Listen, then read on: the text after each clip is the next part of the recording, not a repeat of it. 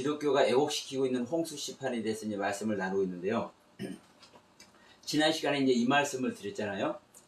홍수 심판이 어디에서 일어나며, 즉 홍수 심판이 일어나는 장소, 그리고 홍수 심판의 대상자가 누구냐, 이 말씀을 좀 나누었습니다.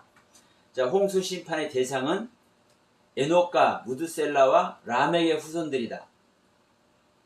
에녹과 무드셀라와 라멕의 후손들이 진짜 제가 간영해서 완전 그들의 생각이 악해서 그들을 멸하는 것인가?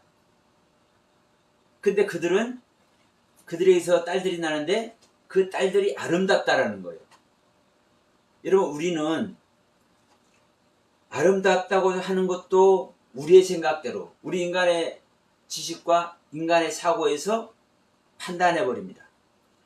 성경에서 아름답다고 하는 그 의미가 뭔지도 우리는 생각하지 않습니다. 창세기 2장에 가면 선악을 알게 하는 나무가 보기에 아름답고 먹기에 좋은 나무라고 하니까 그것도 그냥 아름다운 나무 그렇게 얘기해버려요. 그렇기 때문에 성경이 애곡이 되는 겁니다. 그리고 또 어떤 말씀을 나눴냐면, 이 사람의 딸들이 아름답다 보니까 이 사람의 딸들을 누가 취해요? 하나님의 아들들이 취해요. 근데 하나님의 아들들이 취하니까 그들에서 뭐가 나요? 네피림이 나와. 근데 이 네피림은 아주 부정적으로 대부분 기독교에서 알고 있습니다. 네피림은. 근데 사실은 네피림은 부정적으로 쓰이는 단어가 아니거든요. 왜? 기독교가 부정적으로 알고 있기 때문에 부정적으로 쓰고 있는 거예요. 자, 선악을 알게 하는 지식이, 다트라는 지식이, 그 선악나무를 먹으면 죽기 때문에 선악을 아는 지식이 옳지 않은 지식이다, 잘못된 지식이다, 사망의 지식이다, 이렇게 알고 있듯이, 자, 이 부분도 마찬가지인 거예요. 여러분, 하나님의 그 경륜에서 보면 다른 것도 아니고 하나님의 나무, 선악나무의 지식이, 선과 악을 구별하고 분별해서 판단하는 지식이, 그 다트라는 지식이 사실 하나님의 지식이거든요. 근데 하나님의 지식인데도 일단 먹으면 죽는다고 했기 때문에 또 죽잖아요, 사실대로. 그러니까 우리 인간들이 생각할 때는 이 선악나무의 지식은 옳지 않은 지식이야, 나쁜 지식이야, 사망의 지식이야, 이렇게 판단해버려요. 하나님의 지식은요, 사망의 지식이 아니고 생명의 지식이거든요. 그러니까 완전히 성경이 왜곡되는 것이죠. 그러니까 네피림 역시 마찬가지고, 자, 또 그 다음에 4절에서 뭐라고 얘기합니까? 네피림이 있었고 그 후에 하나님의 아들들이 사람의 딸들에게로 들어와 자식을 낳으니 그들은 용사라, 고대 명성 있는 사람이었더라. 근데 여기 용사라는 단어도 이 네피림과 같은 의미로 쓴단 말이에요. 근데 성경은 그렇지 않아요. 그래서 오늘은 이 3절과 4절에서, 특히 3절 4절에서 말씀하고 있는 내용을 중심으로 우리가 이 성경에서 말씀하고 있는 이 홍수 심판, 창세기 6장에서 말하고 있는 이 홍수 심판에 대해서 우리가 어떻게 알고 왔었는데, 우리가 알고 있는 내용이 사실에 부합한가, 이걸 한번 살펴보는 시간을 갖도록 하겠습니다.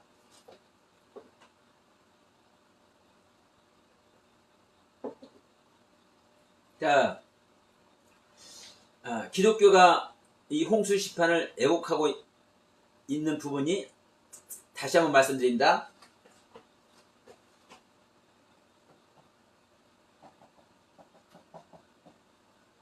홍수 심판의 대상, 이거를 밀어보지 않으니까, 이것을 알아보지 않으니까 문제가 없는 거예요. 사람들이 다 악하다라고만 생각을 해. 우리 인간은 악하죠. 그런데 다른 사람도 아니고 에녹과 무드셀라와 라멕, 노아를 낳은 라멕, 라멕을 낳은 무드셀라, 무드셀라를 낳은 에녹, 이들의 후손이란 말이에요. 이들의 후손. 그래서 이 홍수 심판의 대상, 그리고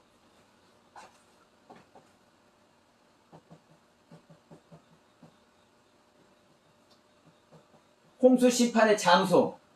이 장소가 어디냐? 장소. 어디에서 일어났냐? 우리 사람 안이라고 얘기해요. 사람 안. 아다마라는 땅. 이 아다마라는 땅에서 일어나는 일이에요. 아담이라는 땅에서. 그러니까 성경은 호멜이라는 땅도 있고 아파르라는 땅도 있고 사데라는 땅도 있고 뭐 여러 가지 땅이 있어요. 마콤이라는 땅도 있고 한 9가지 10가지 돼. 그 중에서 사람을 말하는 아다마라는 땅, 즉 우리 믿는 자의 땅이거든요. 근데 이 땅에서 홍수 심판이 일어나네. 근데 중요한 것은 이 홍수 심판이 이 지구 역사상에 있었기 때문에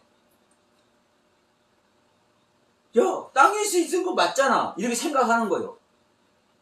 그러니까 지구 역사상에 지구라는 땅덩어리에서 있었던 홍수 심판을 얘기를 하면 어떤 얘기가 되냐면요. 이 지구에 있었던 홍수 심판을 증명하는 증명서가 되는 겁니다. 성경이. 그럼 그렇게 한번 해보십시오. 증명서가 되는가? 이 홍수 심판 때 방주로 나오는 짐승들을 구원하잖아요? 근데 이 짐승들이 샤카르 네케바라는 남자 여자고 이시시자라는 남자 여자예요. 짐승이라고는 했는데 이 남자 여자가 압크스컷이 뭐예요? 남자 여자를 얘기를 해요. 창세기 1장에서 창조된 자카르와 네케바, 창세기 2장에서 창조된 이시야 이시야. 이거 여러분 어떻게 설명할 겁니까? 어떻게 설명할 거예요? 그리고 7장에서 6장 19절이죠. 암수 한 쌍씩 방주로 들어가라 했는데 7장 2절에서는 정결한 것은 암수 7쌍, 부정한 것은 암수 2쌍씩, 새들도 암수 7쌍씩 들어가라고 하네. 그리고 또 9절에 가서는 다시 암수 2쌍씩, 암수 2씩 방주로 나오는데, 그러면 성경이 이랬다 저랬다는 거잖아요. 그러면 하나님이 이랬다 저랬다 하는 하나님이에요. 무슨 근거로 성경을 믿어요? 우리가 생각하는, 지금까지 알고 있는 상태로 이 성경을 해석하면 이 성경 자체가요, 전혀 근거를 댈 수 없는, 왜 이랬다 저랬다니까. 그리고 뒤에 가서 홍수 심판 때 물이 불어나니까 배가 뜨고 옷 사이다 잠기잖아요. 근데 물이 15규빗이 불어나니까 배가 뜨고 온 산이 다 잠겼대. 15규빗 불어나니까. 여러분 15규빗이면 얼마나 돼요? 1규빗이 45에서 50cm, 50cm 잡고 50cm면은 5m, 6m 50밖에 안 되잖아요. 7m 50이죠. 7m 50. 그러면 물이 7m 50, 땅에서 7m 50 불어나니까 배가 뜨고 방주가 뜨고 온 산이 다 잠겼대. 그러면 이 에베레스트 산이 높이가 몇 메다입니까? 비가 와가지고 물이 15규빗 불어나니까 모두가 잠겨요?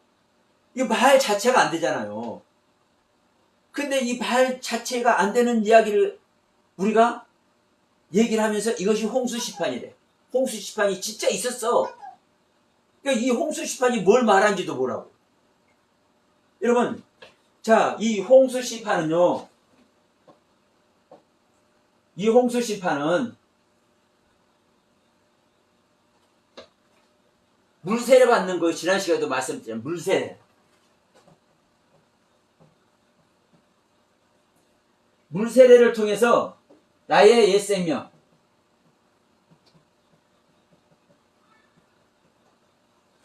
나의 옛 생명을 멸망시키는 겁니다. 멸망. 나의 옛 생명을 멸망시키는 거예요. 나의 옛 생명을 멸망시키려고 새 생명으로 그리스도의 생명으로 그리스도의 생명으로 사는 거예요. 이 얘기를 지금 하고 있는 건데 여러분 그럼 실제로 그렇잖아요. 땅에 기식하는 건 모든 거 죽고 누구의 생명으로 시작해요? 노아의 생명으로, 의로운 생명으로, 완전한 생명으로. 어디에서? 아담아라는 땅에서, 아담이라는 땅에서, 믿는 자 아담의 땅에서, 믿는 자 옛 생명 다 죽어버리고. 근데 이 믿는 자 옛 생명이 죽는 것이 얼마나 애처롭고 하나님께서 속상해 하시는지 한탄한다고 표현하고 있다고. 한탄한다고. 그래서 우리가 현재 기독교가 왜곡시키는 거예요. 성경을. 이 홍수 심판을 왜곡시키고 있는 거예요. 이 지구 역사상에 있었던 홍수 심판, 이것을 표현함으로 말미암아 창세기 6장에서 홍수 심판을 기록해서 이 홍수 심판을 통해서 우리 옛 생명이 죽고 새 생명으로, 의로운 생명으로, 노아의 생명으로, 하나님의 생명으로 다시 사는, 그리스도의 생명으로 다시 사는 이 이야기를 왜곡시켜버리고 있는 거예요. 자, 그럼 이 부분을 6장 3절 4절 내용을 가지고 다시 한번 보도록 합니다.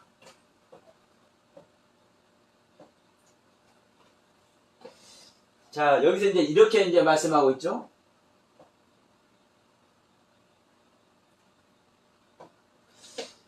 자, 여호와께서 가라사대 나의 신이 영원히 사람과 함께하지 아니한다. 여기서도 이제 정말 중요하죠. 하나님의 신이, 하나님의 영이 영원히 사람과 함께하지 않는다는 거예요. 그러니까 봐라, 사람과 함께하지 않는다잖아. 그러니까 사람 죽이는 거잖아. 이렇게 얘기를 해요. 그러면서 뭐라 하냐? 왜 함께하지 않느냐? 그들이 육체가 됨이기 때문이다. 육체가 되는 건 일이기 때문이다. 자, 이 얘기가 뭔 얘기인지를 이제 한번 봅시다. 자, 목이 타네.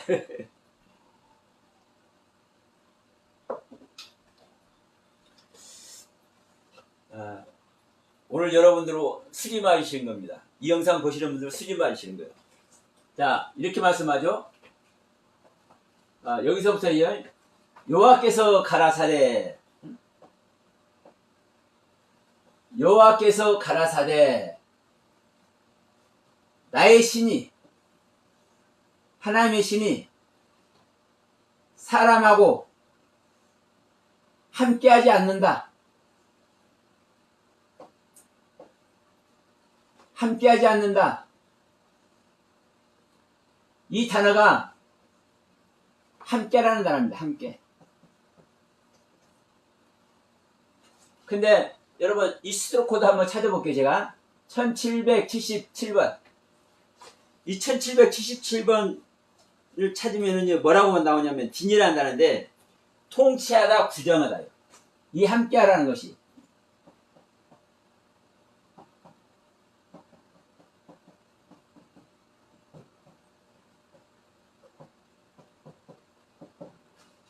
통치하다, 규정하다. 자, 이렇게 되죠. 통제하다. 이게 심판이다. 심판. 심판을 통해서 통제하는 거예요. 통치하고. 자, 여러분, 하나님이 우리를 다스리고 나와 함께하는 거 맞죠? 근데 다스리고 나와 함께하는 거 맞는데, 자, 이 딘이라는 단어가 이 딘이라는 이 단어가 통치하다, 규정하다, 통제하다, 심판하다. 통치하고 통제하고 심판해서 우리를 어떻게 하는 겁니까? 징계를 하죠. 그리고 또 뭐 또 해요? 상급도 주고. 그러면 우리 하나님은 지금 함께 한다고 이렇게 우리 한글로는 표현해놨지만 딘 하지 않겠다. 로딘. 뭐뭐 하지 않다. 뭐뭐 하지 않겠다. 딘 하지 않겠다. 딘 하지 않겠다. 통치하지 않겠다. 통제하지 않겠다. 심판하지 않겠다. 이렇게 말씀하고 있는 거예요. 그러나 분명히 하나님은 우리를 통치하고 통제하고 심판하죠. 근데 언제까지? 영원이라고 올람이라는 단어를 씁니다. 올람. 영원히. 영원히 사람과 나의 신이 함께하지 않겠다. 영원히 사람과 영원히 사람에게 통치하지 않겠다. 영원히 사람을 통제하지 않겠다. 영원히 사람을 심판하지 않겠다. 그 말은 무슨 말입니까? 심판하고 통제하고 다스리는 그 관계를 끝내겠다라는 거예요. 그럼 지금 이 현재의 상태가 아무리 에녹과 무드셀라와 라멕이 낳은 자식들이 아무리 아름다운 신앙생활을 하더라도 누굽니까? 아담입니다. 아담. 첫사람 아담. 인간의 아담. 인간으로서 아무리 아름다운 신앙생활을 해도 인간으로서 아무리 하나님을 사랑하고 할렐루야를 외치고 기도를 하고 예배를 드리고 이렇게 해도 이들하고는 하나님이 사랑합니까? 안 합니까? 하나님은요, 하나님의 아들과만, 하나님의 신부만 사랑합니다. 그래서 어린 양의 혼인잔치가 중요한 거예요. 우리는 어린 양의 혼인잔치의 주인공이 되어야 될 줄로 믿습니다. 무엇을 버리고? 아담의 생명의 상태를 버려버리고. 이게 제가 계속 말씀드리지만 이게 욥얘기예요. 욥얘기. 인간으로서 아무리 완벽하게 온전하게 악에서 떠난 모습으로 하나님을 사랑하고 하나님 말씀에 순종하고 복종해도 하나님은 그거 원하지 않는다니까요. 거기에 하나님의 신이 함께하지 않는다니까요. 근데 여러분 생각해 보세요. 하나님의 신이 함께하지 않는데 욥이 그 완벽한 신앙생활 할 수 있을까요? 하나님의 신이 함께하니까 그래 완벽한 신앙생활 하는 거죠. 다만 그건 밖에서 하나님의 신이 하나님의 영이 밖에서 도와주는 거라니까. 밖에서 도와주는 것은요 우리 육신 벗는 날 끝나는 거예요. 그런데 진짜 함께하는 게 뭐예요? 우리 안에, 우리 내면에, 우리 육체 안에 실제로 오셔서 나와 생명연합을 이루는 겁니다. 영적인 생명연합을 이루는 거예요. 그래서 사도행전에서 사도행전 11장에서 고넬료에게 베드로를 보내잖아요. 하나님이. 야, 고넬료라는 아가가 있는데 말이다. 얘가 구제하면서 기도하면서 이 이방인이 말이야 나를 위해서 기도하는 거 보고 또 주위 사람들 섬기고 이렇게 한 것이 너무나 이쁘다. 그래서 내가 협조해. 그러니까 내가 너를 저에게 보낼 테니까 네가 가서 생명을 좀 주어라. 그러니까 베드로가 가서 가르치니까 생명 얻는 해결을 하네. 자기들에게 내렸던 성령이 똑같이 고넬료에게도 내리네. 여러분, 이거예요, 이거. 인간의 모습으로, 고넬료가 인간의 모습으로, 인간의 속성 아래서 최선을 다해서 하나님께 기도하고, 이웃을 사랑하고, 섬기고, 구제를 하고, 이방인이 누가 더 가르쳐 주지도 않았는데, 이 이방인이 그 주위 사람들, 유대인들 하는 모습을 보고 스스로 그렇게 하는 것이, 스스로 하나님께 다가오는 것이, 스스로 하나님께 기도하는 것이 얼마나 이쁘면 하나님이 베드로를 보내겠습니까? 그러니까 지금 에녹과 무드셀라와 이 라멕의 후손들이 아름다운 신앙생활해서 이들의 딸들이 아름다운 모습으로 나타나잖아요. 아름다운 신앙인의 모습으로. 그럼에도 불구하고 이들을 통치하고 다스리고 심판하고, 아무리 아름다운 신앙생활이지만 심판할 것이 있습니까, 없습니까? 있지요. 우리 인간은 반드시 심판할 것이 있어요. 그러니까 이들을 통치하고 다스리고 통제하고 심판하고 규정하고 이렇게 살게 하고 싶지 않다라는 거예요. 그래서 이들의 육신적 소욕의 생명을 가지고 있는 이 아담의 상태, 첫 아담의 상태를 뭐하고?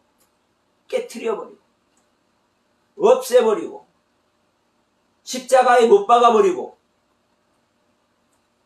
영이 하나님의 영과 하나 되어서 의로운 생명으로, 이제부터 내가 사는 것은 그리스도와 하나 된 믿음 안에서 사는 것이라, 이렇게 고백하는 그 고백 속에서 살 수 있도록 하기 위해서 이 홍수심판, 물세례를 허락하시는 것입니다.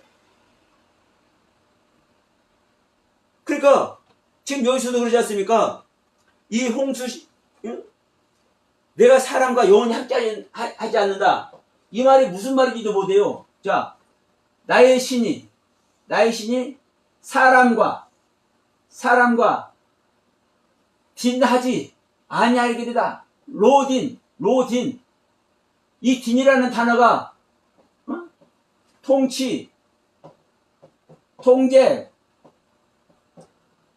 규정, 심판, 이런 단어라고. 이런 단어. 분명한 것은요, 성경은 이 문장 속에 하나님께서 꼭 주시고자 하는 메시지를 담아서 단어를 사용해. 이 딘이라는 단어를요, 명백하게 사용하고 있잖아요.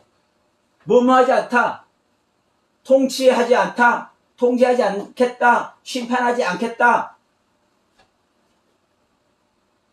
그러니까 내가 사람과 영원히 함께하지 않다는 것은 우리 사람들하고 함께 하지 않는다는 것이 아니라 지금 현재 첫 아담의 상태로 함께하지 않는다는 거예요.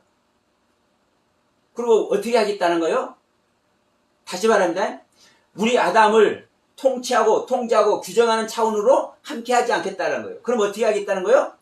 우리 아담과 생명연합을 이루어야 되겠다. 생명연합. 그것이 뭡니까, 여러분? 그게 복음입니다. 복음. 육체. 그들이 육체가 되매라. 이는 그들이 육체가 되매라. 이 육체가 되매라를 다른 표현을 하면요,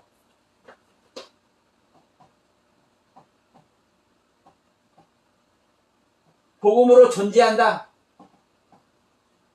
이 말이 되는 거예요, 여러분. 자, 이 육체가 우리가 보이는 육체만이 아니라, 창세기 2장을 제가 말씀드릴 때 이 육체에 대해서 말씀을 드렸었는데, 이 바샤르가요 1320번이 있고 1319번이 있습니다. 이 1319번이나 1320번이나 같은 내용이에요. 근데 이 1319번이 뭐예요? 기쁜 소식. 이 기쁜 소식이 뭡니까, 여러분? 복음이죠, 복음. 기쁜 소식, 복음. 이 바샤르가 육체가. 근데 우리는 이 육체를 살코 육체로만 생각을 해. 살코 육체로만 생각을 해요. 왜? 사전에 그렇게 돼 있으니까. 자, 그럼 예수님의 육체예요.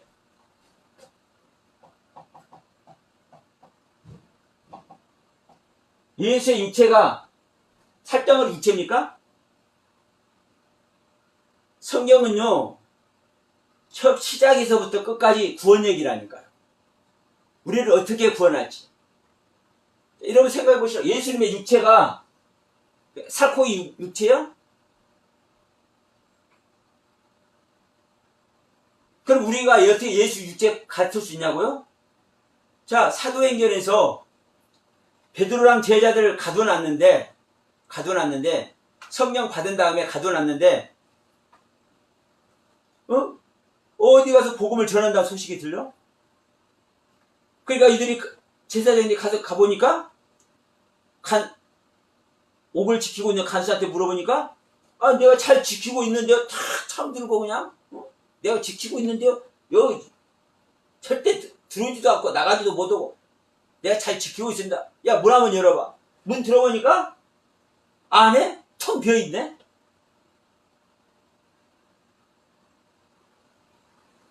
왜 작고가 끌러지고 왜 간수는 옥문을 지키고 있는데 제자들은 거기를 빠져나갔을까요?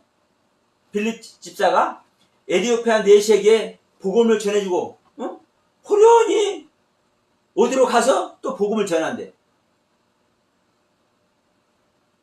그거 걸어간 일이 없는데 성경에 왜 이런 일을 기록해 놓고 있을까요? 우리 육체가 일반적인 육체, 우리가 아는 육체만이 아닌 거예요. 구원받는 자의 육체는. 그리고 죽을 몸까지 로마서 8장 11절에 우리 죽을 몸까지 살리리라 하시잖아요. 하나님의 영이 들어오시면 우리 죽을 몸까지 살려진다. 그래서 우리 죽을 몸까지 살려지면은 살아서 믿는 자는 영원히 안 죽는다고 말씀하잖아요. 살아서 믿는 자는 아버지 뜻대로 행하는 자는 죽을 수가 없다고 얘기를 하잖아요. 그러면 이 성경의 가르침을 왜 안 믿느냐 이거예요. 예수님을 믿는다면서 예수님의 가르침을 왜 안 믿느냐 이거예요. 지금 여기도 마찬가지예요. 이 홍수 시판을 구구절절히 기록해놨으면 이 구구절절히 기록한 이 단어 속에 분명히 하나님은 하나님께서 말씀하고자 하는 그 메시지를 담아서 기록해 놓고 있는데 이 딘이라는 단어도 마찬가지지만 이 바샤르라는 단어도 기쁜 소식이고 복음이네. 이해가 안 되시면 예수님의 육체를 한번 생각해 보시라고요. 예수님의 육체를. 네, 정리하겠습니다. 영원히 사랑과 함께하지 않는다. 하나님의 영이. 왜? 이 하나님의 영은 육체와 생명연합을 이루어서 서로 사랑의 관계가 되어야 되기 때문에. 여러분, 우리가 하나님과 사랑의 관계가 되면 내가 하나님의 아들이 되고 하나님의 신부가 되면 내가 하나님의 아들이 되고 하나님의 신부가 되면 심판하고 통제하고 통치하고 다스리고 그렇습니까? 예? 아들한테 모든 유업을 다 물려주는 거 아니에요? 아내와 같이 다스리는 거 아니에요? 보좌에 같이 앉아서? 그러니까 그 얘기란 말이에요. 그 얘기. 여호와께서 영원히 사람들하고 함께하지 않겠다. 왜? 복음으로 육체로 존재하기 위해서 우리 육체 안에 자 요한일서 4장 1, 2, 3절 정확히 말씀하죠. 예수 그리스도가 우리 육체 안에 오는 것을 시인하는 자마다 하나님께 속한 자요. 예수 그리스도가 우리 육체 안에 오는 것을 시인하지 아니하는 자는 적그리스도 영이라 말씀하고 있잖아요. 왜? 우리 육체 안에 와서 생명연합을 이루기 때문에 우리와 하나님이 사랑의 관계가 되기를 원하는 거예요. 사랑의 관계, 아들의 관계, 아내의 관계. 아니, 우리의 아버지가 되기를 원하고 우리의 남편이 되기를 원하시는 거예요. 여러분, 하나님께 아버지라고 불러야 되고 하나님을 남편이라고 불러야 되잖아요. 우리 여기에 가야 되지 않습니까? 그러면 이 이야기를 하는 거예요. 이게 이 이야기가, 이 3절 이야기가 우리가 사람으로 함께하지 않는다. 통치하는 관점, 통제하는 관점, 다스리는 관점으로는 내가 너희들과 같이 하고 싶지 않아. 너희들이 나의 생명을 얻지 못하면 내가 너희들 다스리고 너희들 통치하고 너희들 통제하고 너희들 심판할 수밖에 없어. 그러나 아이들아, 사랑하는 자들아, 우리 서로 사랑하기를 원한다. 내 아들이 되었다오, 나의 신부가 되어다오. 이 얘기를, 이 메시지를 담고 있는 거거든요. 이제 이해가 되십니까, 여러분? 내가 사람과 영원히 함께하지 않는다는 이 말이 어떤 말인지? 이게 저는 이 거듭난 다음에 이게 그냥 눈에 들어오는데 어찌할 줄을 모르겠더라고요. 이야, 이렇게 우리가 성경을 보고 있었구나. 우리가 아니라 내가 창세기를 이렇게 보고 있었고, 내가 선악나무를 이렇게 보고 있었고, 내가 아담과 하와 이 육체가 하나 되는 이 이야기가 이렇게 보고 있었고, 내가 가인의 이야기를 이렇게 보고 있었고. 여러분, 그래서 우리는 하나님의 영으로 거듭나야 되는 이유가 여기에 있습니다. 하나님의 영으로 거듭나지 아니하고는요, 눈을 뜨고 있으나, 눈을 가지고 있으나 볼 수가 없네. 눈뜬 장님이 되는 거잖아요. 눈뜬 장님이. 이게 유대인들 아닙니까? 그들의 글로, 그들의 언어로 하나님의 말씀, 성경을 주어놨지만 그들이 이걸 봐요, 못 봐요? 못 봐요. 못 보니까 예수님이 왔는데 이 예수님을 잡아 죽이네?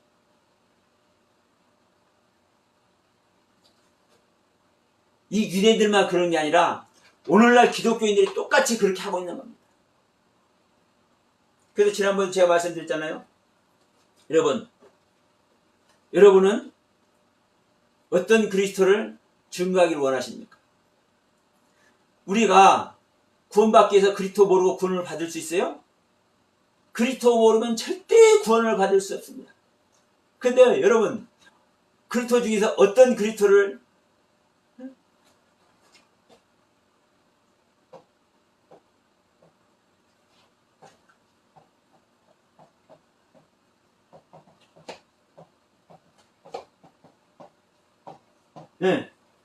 어떤 그리스도를 증거하냐 말이에요.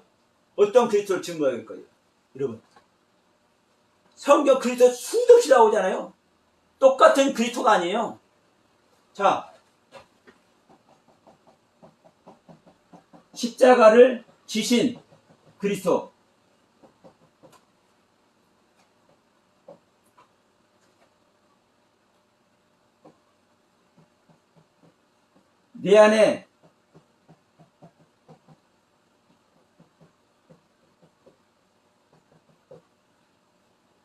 내 안에 지음받아서 오신 그리스도. 이건 달라요. 우리는요, 십자가를 지신 그리스도만 알면은 절대 여러분 구원 얻지 못합니다. 십자가를 지신 그리스도가 무엇인지, 이 그리스도의 경륜을 알고,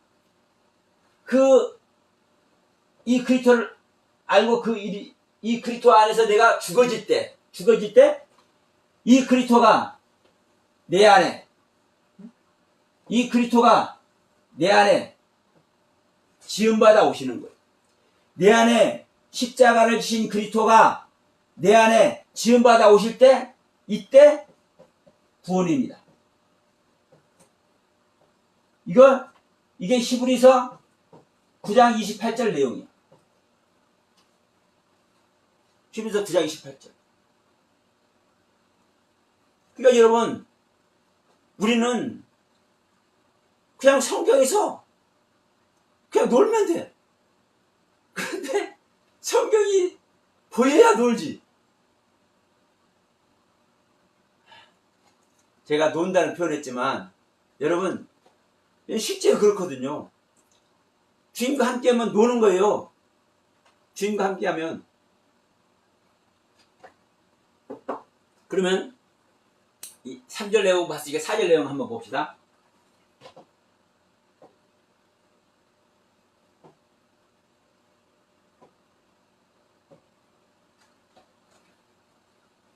이 네피림이라는 단어, 우리 이제 성경을 보면 이제 대장부라고 돼 있죠. 자, 그 당시에 땅에는 네피림이 있었고, 당시에 땅에는 네피림이 있었다. 그럼 여기서 봅시다. 자, 일단 네피림을 한번 정의를 하면,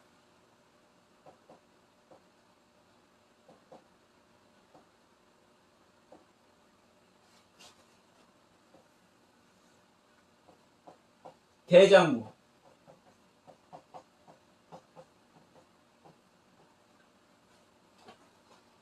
여러분, 속 좁은 사람들, 아주 그냥 좀 거시기한 사람들 많이 있죠? 그런데, 저 사람은 누가 봐도 대장부감이야. 대장부야. 그럼 이런 사람들이 부정적인 사람들입니까? 아니면 긍정적인 사람들입니까? 아니, 여기 나나지에도 보면 대장부라고 딱 기록을 해놨어. 그리고 실제로 이 네피림이라는 단어가 이 성경에서 3번 쓰이는데, 실제로 대장부의 모습으로 얘기를 하고 있어요. 그런데 중요한 것은 당시에 땅에 네피림이 있었다. 당시가 뭐냐, 당시.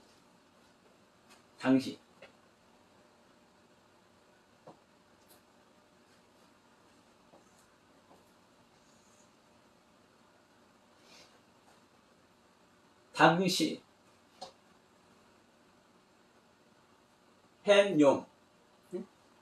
당시가 햄용이네, 햄용. 용햄. 근데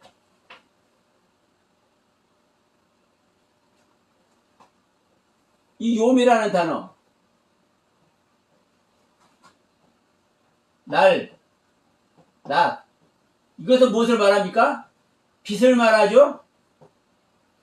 첫째 날 하나님께서 빛을 있으라며 빛이 있었고 하나님 보시기 좋았더라. 이 빛을 낮이라 칭하시고, 이 욤이라는 단어입니다. 욤.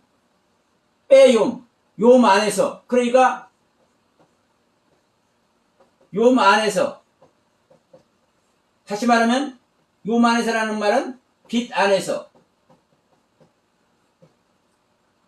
이 말씀이에요. 빛 안에서. 이게 베트 전치사거든요. 전치사. 창세기 1장 1절 맨 앞에 보면 베레시트가 나오잖아요. 사실은 레시트라는 시작이라는 단어인데 그 앞에 베트 전치사를 써서 베레시트라고 있거든요. 여기도 똑같아요. 빼옴이에요. 빼옴. 전치사. 뭐뭐뭐 안에서. 그러니까 빛 안에서, 날 안에서, 낮 안에서, 이 말이에요. 근데 이 당시라는, 이 당이라는 단어가 뭐냐? 햄이잖아요. 햄.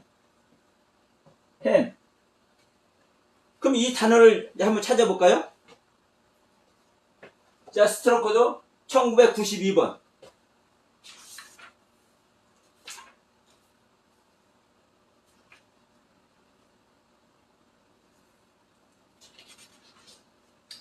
자, 이 햄이라는 단어는 그것들이잖아요. 그러면 그라는 지칭어예요. 그러면 그 빛, 그 낮, 그 날. 그러니까 이 얘기는요,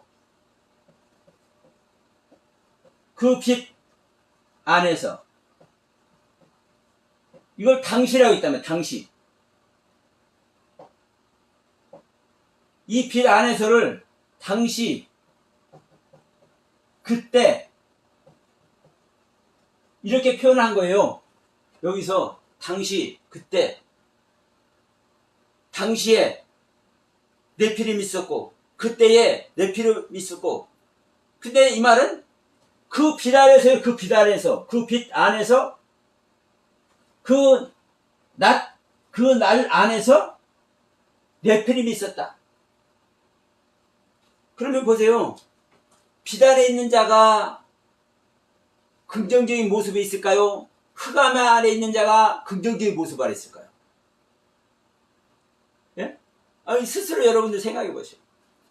빛 안에 있는 자가 긍정적인 존재가 될까요? 캄캄한 흑암 속에 있는 존재가 긍정적인 존재가 될까요? 그러니까 여러분, 이 네피림이라는 것은, 이 네피림이라는 존재는 빛 안에서, 그런데 이 당시에 네피림이 땅에 있었다. 어떤 땅? 빛을 소유한 땅, 파레츠, 땅 안에, 빛을 소유한 땅 안에 있었다.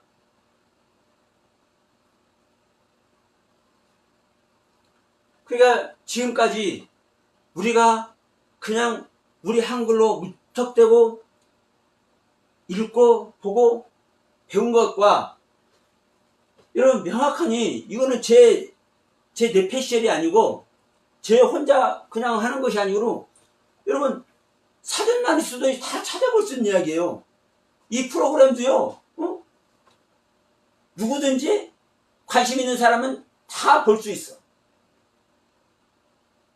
이제 공부하기 얼마나 좋은지 모릅니다. 그러니까 이 당시에, 그때, 응? 우리가 볼 때는 이 당시가 그때잖아요. 그때. 그런데 이게 그 빛 안에서라는 말이, 안에서, 그 빛 안에서, 응? 이렇게 얘기를 하고 있어요. 그 빛 안에서 네피림이 됐다. 네피림 장부가 됐다. 장부가 빛 안에 있기 때문에 장부가 된 거잖아요. 그럼 이제 뒤에는 또 어떤 이야기를 하는지 한번 봅시다. 자, 그들이 자식을 낳으니까 용사라, 용사. 고대에 유명한 사람이었더라. 왜? 용사이기 때문에. 응? 이 용사. 그럼 이 용사는 우리가 이제 몇 군데 한번 찾아봅시다. 이 용사가 무엇인지. 이 용사가, 이 스트롱 코드가 1368번입니다. 이 1368번을 딱 기록을 해놓고, 신명기 말씀부터 한번 제가 찾아볼게요. 신명기 10장 17절.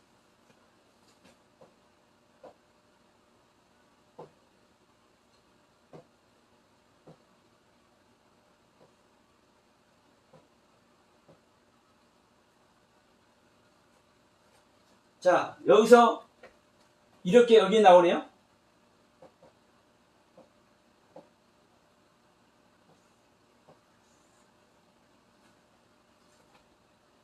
너희의 하나님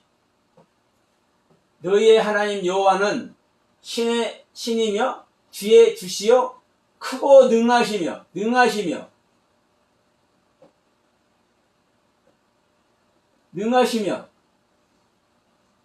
두려우신 하나님이시라. 사람을 외모로 보지 않으시고 뇌물을 받지 않으시고. 자, 여기 분명히 말씀하고 있습니다. 능하시며. 그러면 여호와 하나님은 신의 신이며 주의 주요 크고 능하시다. 그러면 이 능하신 사람이 누굽니까? 하나님이요. 그러면 하나님의 능력의 모습, 이것을 깃보르라는 단어로 기뻐르란 단어로 표현하고 있습니다. 능력 있는 하나님의 모습을. 자, 시편 말씀 한번 갈까요? 시편 24편 8절.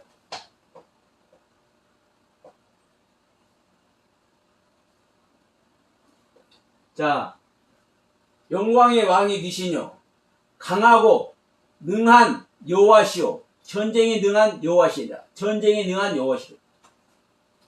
두 번 나오네. 전쟁에 능한,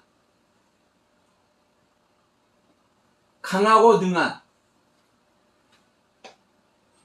그러면 여호와 하나님이 영광의 왕이 누구시냐? 근데 여호와가 영광의 왕이시다.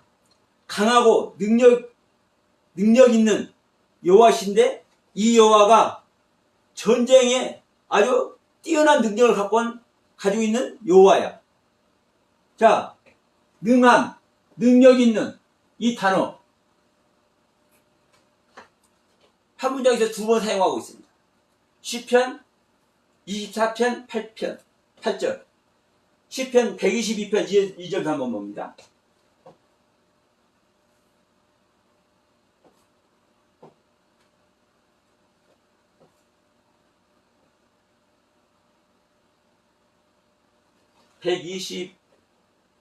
(112편)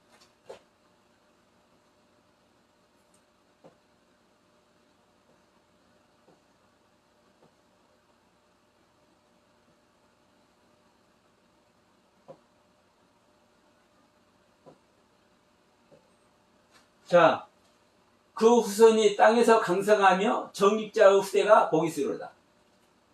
자, 그 후손이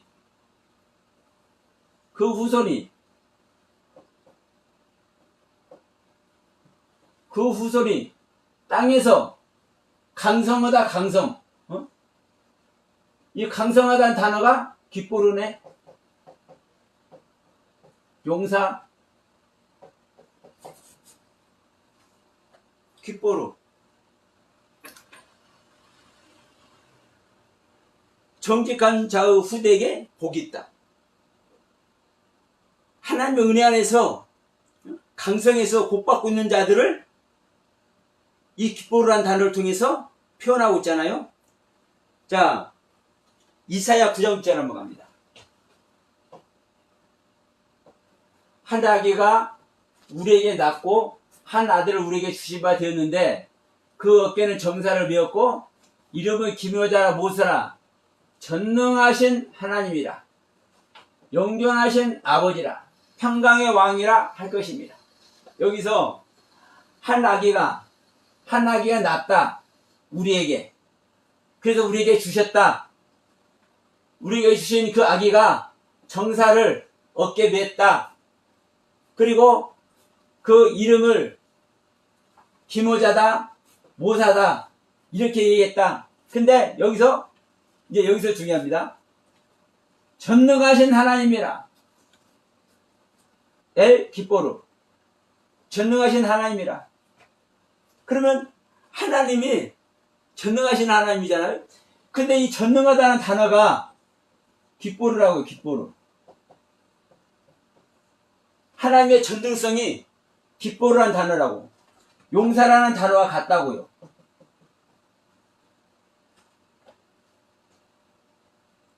창세기 6장 4절 용사라는 단어와 이 깃보르라는 단어가 같다고요.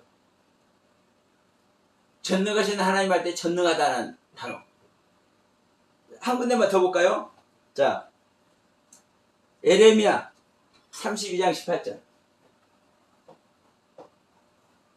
자, 이렇게 말씀하고 있죠. 주는 은혜를 천만일에게 베푸시며 아비의 제약을 그 후 자손의 품에 갚으시오니 크고 능하신 하나님이요. 크고 능하신 하나님. 하나님의 능력이요. 이게 하나님의 능력이 이 말입니다. 여기 있죠. 능하신 여호와. 깃보르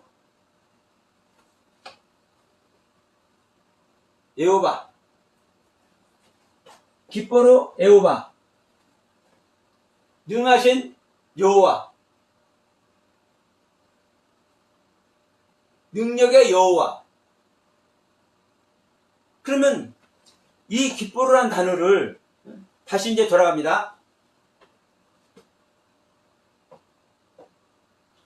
자, 이 용사라는 단어,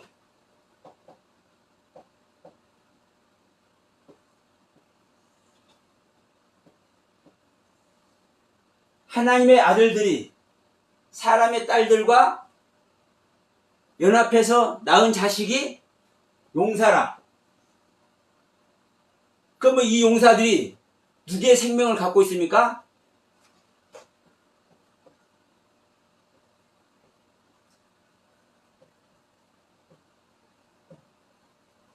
왜 하나님의 생명을 갖고 있어요?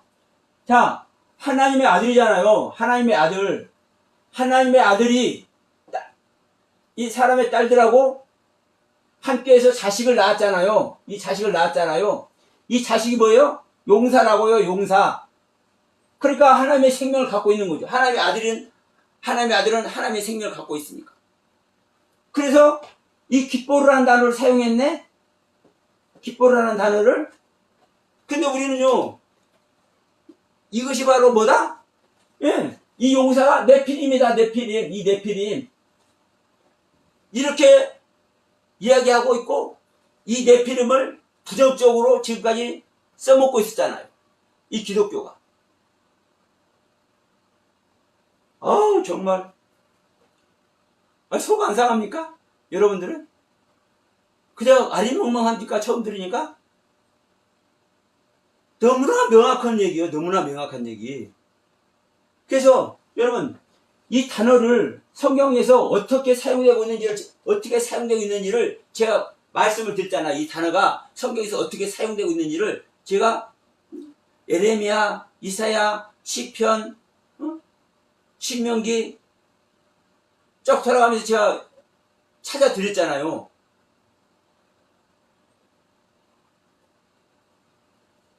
지금 전부 다 하나님의 생명을 놓고 얘기하고 있고, 지금 창세기 6장 4절에서도 지금 하나님의 아들이잖아요. 하나님의 아들. 이 하나님의 아들이 자식을 낳았어. 이 자식을. 근데 이 자식이 용사야. 이 자식이 용사야. 그러니까 하나님의 생명을 갖고 있는 거예요. 이 용사, 깃보르가. 근데 이 깃보르를 뭐라고 얘기를 해요? 네피림이라고. 이 네피림은 아주 부정적으로 지금까지 사용하고 있어. 그러니까 하나님의 아들들이 사람의 딸하고 거시기 하니까 이상한 네피림이 나왔잖아. 이렇게 얘기를 하고 있잖아요. 그럼 우리는 여기서 무엇을 간과하느냐? 이 하나님의 아들, 이 하나님의 아들을 완전히 업신여기고 완전히 무능력자로, 형편없는 존재로 만들어버리고 있어. 다시 말하면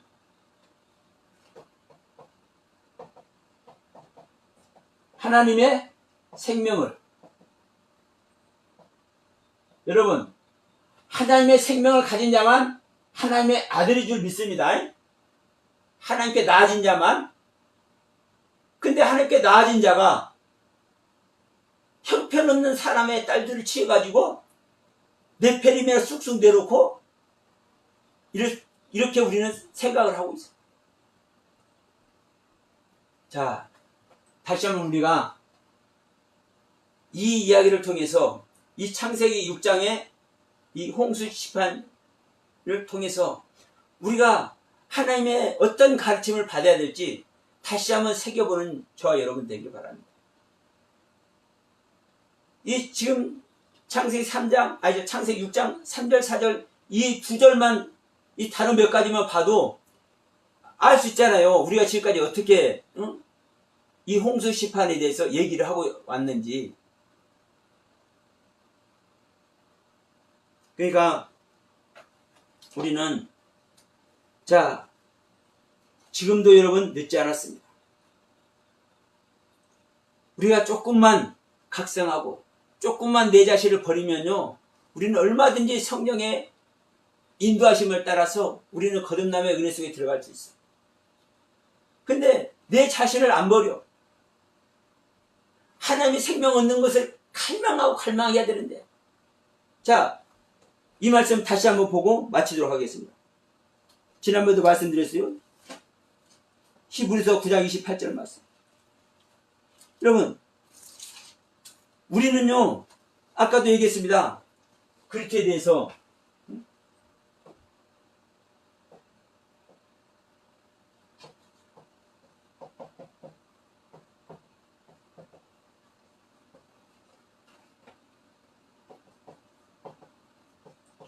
그리스도는 하나님의 실체입니다, 여러분.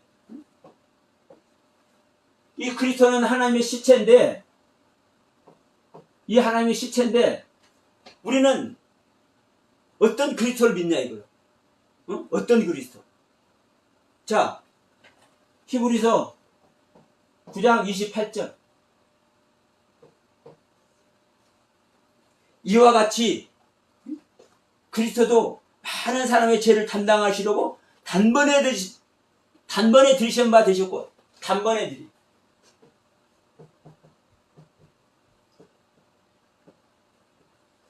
어디서? 십자가에서. 네.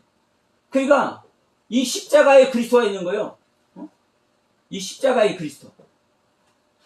근데 그 뒤에 봅시다.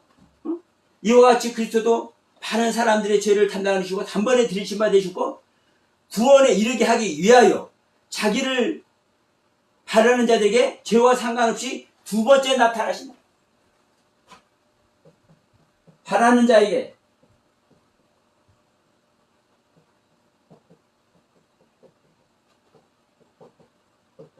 두 번째 나타나신다. 바라는 자에게 두 번째 나타나신다. 여러분, 이 바라는 자에게 두 번째 나타나는 그리스도, 이 그리스도를 믿어야, 이 바라는 자에게 두 번째 나타나는 그리스도를 믿을 때 구원입니다. 구원. 십자가에 단번에 들이진 주님을 믿으면 하나님과 가까이지고 내가 제3을 받을 수 있지만 구원은 아닌 거예요. 내 안에 성령이 들어와서 나와 생명 결합이 돼야, 바라는 자들이 두 번째 나타나야 구원이 되는 겁니다. 성경은 이렇게 얘기를 하고 있어요. 그러니까 여러분은 그리스도도 어떤 그리스도를 증거하기 원하십니까? 그렇다고 여러분, 이 단번에 십자가에서 드리는 이 십자가 그리스도, 십자가를 지킨 그리스도, 여러분 여기서 시작하는 거예요. 시작. 생명의 시작. 두 번째가 완료. 근데 이 시작이 안 됐는데 완료가 돼요, 안 돼요? 절대로 안 됩니다. 근데 이 시작을 다 못하고 있어. 현재 모든 기독교는. 여기서 단번에 들으신 그리스도, 여기에 내 피가 적용돼야 되는 겁니다. 근데 내 피를 적용을 안 시켜. 여기에 로마서 6장 6절 말씀. 로마서 6장 6절 말씀 잘 알아. 다 외우고 있을 거야, 아마 목사님들. 성도들도 그러고. 근데 실제 적용을 안 해. 적용만 하면요, 바로 이렇게 오는 겁니다. 두 번째 나타납니다. 단번에 들으신, 십자가에서 단번에 들으신 그리스도가 바로 두 번째 나타나는 거, 우리 안에서. 십자가에서 달려서 죽으신 주님이 내 안에 오시는 것이 그래서 구원인 겁니다.